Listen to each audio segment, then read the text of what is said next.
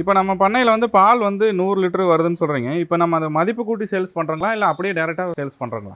மதிப்பும் கூட்டுறாங்க, நேரடியாக விற்பனையும் பண்ணுறாங்க. நம்ம நேரடி விற்பனையும் முதன்மையாக எடுத்திருக்காங்க. மதிப்பு கூட்டல் வந்து அதிலேருந்து உபரி வர பாலை மட்டும் மதிப்பு கூட்டி வித்துட்ருக்காங்க. மதிப்பு கூட்டல் நெய், பன்னீர் எடுக்கிறாங்க, வெண்ணெயாவும் கொடுத்துட்ருக்காங்க. இது 3 பொருளும் பண்ணிகிட்டு இருக்கிறோம். மதிப்பு கூட்டலில் பால் நேரடி விற்பனையும் கொடுத்துட்ருக்காங்க. பால் வந்து 1 லிட்டர் என்ன குடுக்குறீங்க? நெய் 1 லிட்டர் வந்து என்ன விலை குடுக்குறீங்க? பால் வந்து இப்போதைக்கு 1 லிட்டர் ரூ. 100ங்கிற அளவில் கொடுத்துட்ருக்காங்க.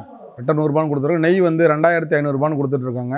நமக்கு வெளியிலும் தமிழ்நாடு முழுக்க நிறைய பேர் நம்மகிட்ட கேட்குறாங்க. நெய் ஒரு முறை பயன்படுத்துகிறவங்க திரும்ப திரும்ப நம்மகிட்ட தாங்க நெய் எடுத்துக்கிறாங்க.